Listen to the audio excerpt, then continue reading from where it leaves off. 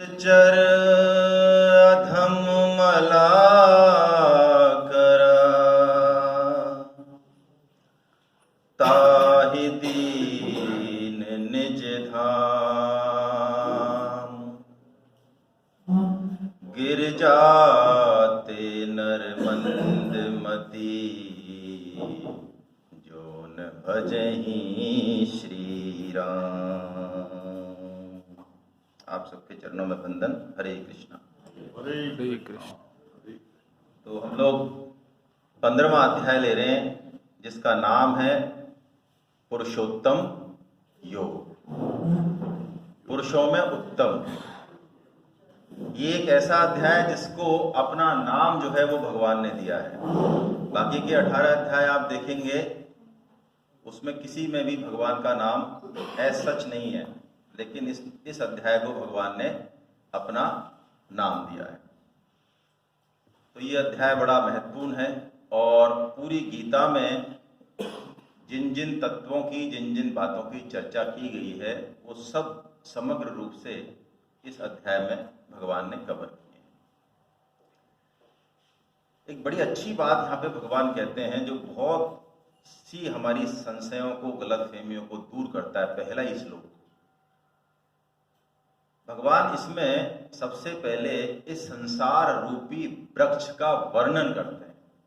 संसार को भगवान ने क्या रूपक दिया? वृक्ष का।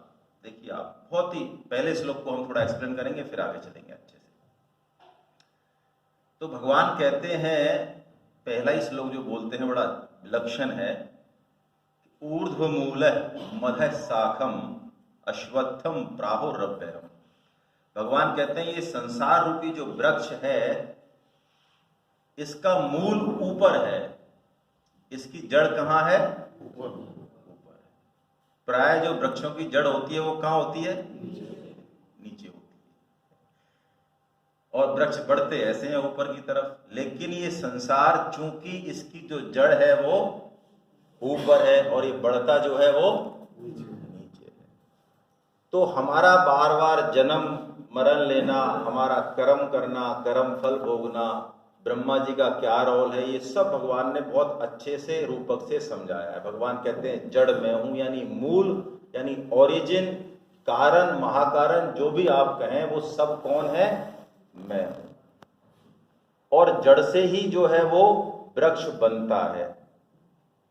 तो अब आप देखिए, संसार को देखने की दृष्टि हमारी क्या हो, इस श्लोक से हमको ये सीखना चाहिए।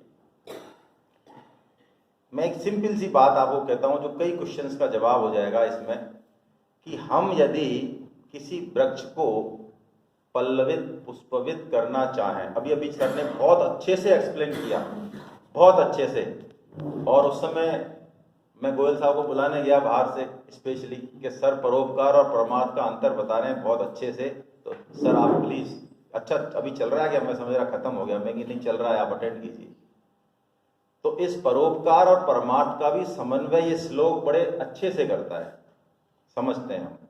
मैं आपसे क्वेश्चन पूछ रहा था कि यदि आप किसी वृक्ष को पल्लवित, पुष्पवित करना चाहें, तो आप पानी कहाँ देते हैं? एक एक पत्ते पे, जड़, उस पे, टहनियों पे, ब्रांचेस पे, तने पे देते हैं, या कहीं और देते हैं?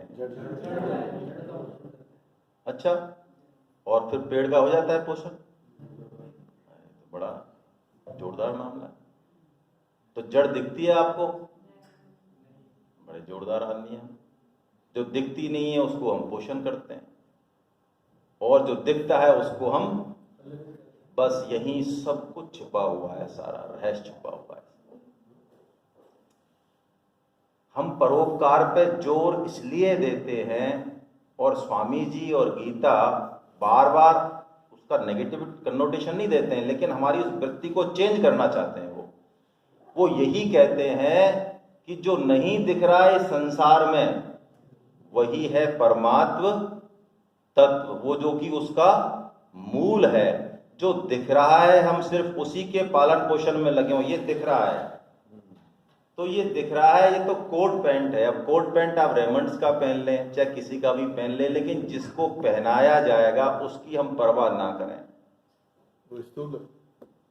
हम शरीर की तो परवाह करें, ऐसा ले लें इसको, लेकिन शरीर का एग्जिस्टेंस जिससे है, शरीर की यूटिलिटी जिससे है, जैसा कि सुधीर यादव साहब ने बड़े अच्छे से बताया, शरीर को शास्त्रों में 2 उपमा दी गई हैं।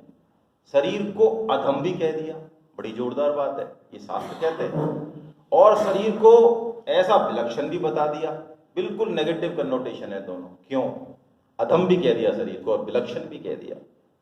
ये सिर्फ और सिर्फ इसका कारण यही है, विलक्षण इसलिए है कि इस शरीर को जिस पर्पस से दिया गया है, इसमें जो क्वालिटी है, यदि उसका यूज किया तो विलक्षण है, और उसका यूज नहीं किया तो इससे अधम कोई चीज हो नहीं सकती। आप समझें इस बात को। कोई भी योनि, पशु है, शेर है, हाथी है, कीड़ा है, बिच्छू है, उसका डिमोशन हो नहीं सकता। आप कहेंगे शेर मारता है, रोज बच्चे उठा के ले जाता है, हाँ, तो भी उसका प्रमोशन होगा, डिमोशन हो नहीं सकता। लेकिन मनुष्य योनि एक ऐसी योनि है जिसमें बड़े से बड़ा प्रमोशन भी संभव है, और उसका जब पतन होने लगे तो इतना पतन संभव है जितना कि हम सोच भी नहीं सकते। देखिए, ये उस तरह की धार, जैसा कि सर ने कहा, तो इसकी हम जिस दिन ऐसी इसकी विलक्षणता समझ जाते हैं तो 1 सेकंड भी खराब करना इस मनुष्य योनि का बहुत डेंजरियस है। अब आप समझिए परमार्थ और परोपकार। जैसा कि सर बार बार कहते हैं कि परोपकार की बिल्कुल मना नहीं है, लेकिन कहते हैं ना स्वार्थ, तो शास्त्र जो है स्वार्थ का असली मतलब बताता है। एक तो स्वार्थ का मतलब हम समझते हैं, बोलते भी हैं सब, स्वार्थ का मतलब स्वार्थ, लेकिन शास्त्र कहता है हाँ, हमको स्वार्थी होना चाहिए। स्वार्थी मतलब स्व अर्थ, हमारा वास्तविक अर्थ यानी लाभ, यानी कि कल्याण किसमें है, हमको स्वार्थी होना ही चाहिए। हम पहले स्वार्थी बनेंगे तो दूसरे के लिए उपयोगी बनेंगे। विवेकानंद जी के पास एक आया, विवेकानंद जी जब दुर्भिक्ष पड़ा था बंगाल में बहुत तगड़ा, तो विवेकानंद जी ने सारी एक्टिविटी रोक दी थी, सारी परमार्थ की एक्टिविटी रोक दी थी। इवन की यहाँ तक कि जो प्लॉट उनके गुरुदेव ने खरीदा था भव्य निर्माण के लिए, उस प्लॉट को भी उन्होंने बेच दिया। तो एक शिष्य जो कि प्रभु की साधना के लिए आया था, उन्होंने कहा कि ये आप क्या कर रहे हैं, हम तो यहाँ भगवान का भजन करने आए हैं, भक्ति करने आए हैं, हम तो योगी बनने आए हैं, आप कर क्या रहे हैं ये, आप तो लोगों के प्लेग में और इसमें सब में हमें भेज रहे हैं, हम तो मर जाएंगे इनकी सेवा करते करते, हम इसके लिए आए हैं क्या। तो विवेकानंद जी ने बड़ा एक शानदार जवाब दिया कि योगी तो बाद में बनना, पहले तू उपयोगी तो बन। अभी समय की डिमांड यही है।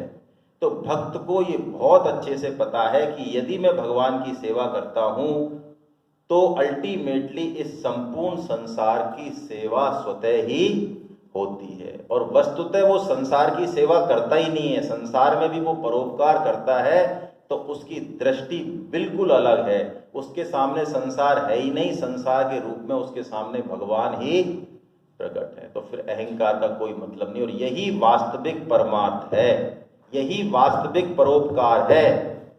आपको सुनने में तो घटिया लगेगा, लेकिन जो इस तत्व को नहीं समझे और परोपकार में लगे हुए हैं वो कहेंगे हम लोगों का जीवन स्तर ऊंचा उठाना चाहते हैं, हम लोगों को फैसिलिटीज देना चाहते हैं, हम इस समाज को एक बहुत अच्छा और एक बहुत अच्छी जगह बनाना चाहते हैं। मैं आपसे एक सिंपल सा प्रश्न पूछता हूं, एक सुअर कचरे के ढेर में पड़ा रहे, विष्ठा खाता रहे, और एक आप उसको बड़ा हाइजीनिक कंडीशन उपलब्ध करा दें, है ना, खाने में, पीने में, रहने में, बड़ा हाइजीन, बहुत ही क्वालिटेटिव उसको कर दें, कोई फर्क? सीरियस क्वेश्चन है, सोच के जवाब दें।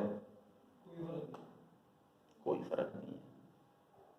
आप समझिए इस बात को, बहुत इंपॉर्टेंट बात है ये। हमारी भौतिक कंडीशंस कितनी भी अच्छी हो जाएं, यदि जो मूल काम है वो काम हम नहीं करते हैं तो वो सुअर का ही अपग्रेडेशन हुआ, कोई फर्क नहीं पड़ता उससे। हाँ, बेसिक रिक्वायरमेंट पूरा करना बहुत जरूरी है, लेकिन वो आपके और हमारी मेहनत से होती हो, ऐसी बात